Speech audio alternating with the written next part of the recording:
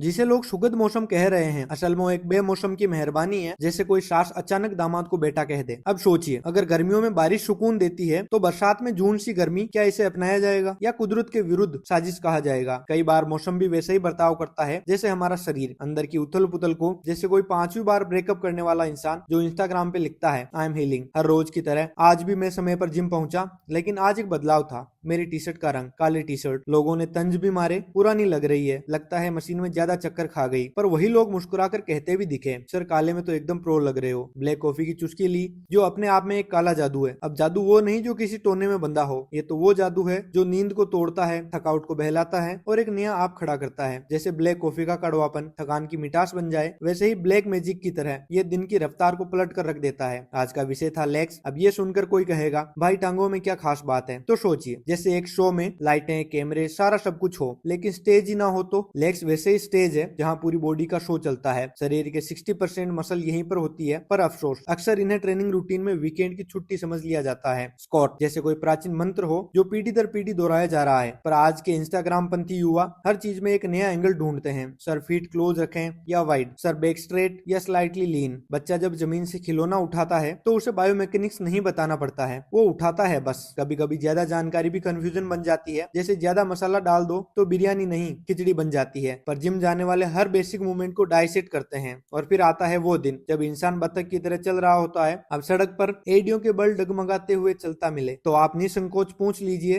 भाई आज लेग्स लगाए थे क्या? क्योंकि इस चाल में दर्द कम, उपलब्धि ज्यादा होती है। पोस्ट वर्कआउट स्ट्रेचिंग, वो हिस्सा जो अक्सर छोड़ा जाता है। जैसे किसी मीटिंग में सब बोले लेकिन सुनने वाला कोई ना हो, या जैसे बारिश के बाद गीले कपड़ों को धूप में ना सुखाया जाए। स्ट्रेचिंग ना करो तो अगले दिन बॉडी बोलेगी, कल तो आपने इमोशनल डैमेज दिया है। काम अधूरा रह जाए तो परिणाम भी अधूरा ही आता है। वैसे तो मैं वेट ट्रेनिंग कोच हूँ, डंबल्स, बारबेल और मशीन की भाषा मेरा रोज का संवाद है। लेकिन योग भी हमारी ट्रेनिंग में वैसे ही नाता रखता है जैसे तालाब के पानी में आसमान का अक्स, शांत दिखता है पर गहराई रखता है। जैसे कोई स्कूल का स्पोर्ट्स कोच खेल के बीच में मेडिटेशन का महत्व समझे, वैसे ही मांसपेशियों की ठोस दुनिया में योग एक अदृश्य धागा है जो बॉडी को शरीर से और शरीर को आत्मा से जोड़ता है। आज जिम में हमारे योगा टीचर से बातचीत हुई। मैंने पूछा, कल इंटरनेशनल योगा डे पर क्या प्लान है गुरुजी? वो एक दार्शनिक मुस्कान के साथ बोले, फॉर्मेट कंपनी का है पर भावना हमारी है। हम कोशिश करेंगे कुछ ऐसा करने की जिससे लगे कि ये दिन सिर्फ चेकबॉक्स नहीं, कि हमारी आत्मा की सालगिरह है। सही कहा उन्होंने, क्योंकि योग दिवस भी एक शिक्षक के लिए वैसे ही दिन होता है जैसे किसी माँ के लिए उसके बच्चे का जन्मदिन। साल में एक बार आता है लेकिन पूरे साल की दिशा दे जाता है। मोरल ऑफ द स्टोरी, शरीर को आकार देना आसान है पर आत्मा को आकार देना वो योग है। टांगों की मेहनत शरीर को खड़ा रखती है और योग की साधना उस शरीर में स्थिरता लाती है। फिटनेस और योगा,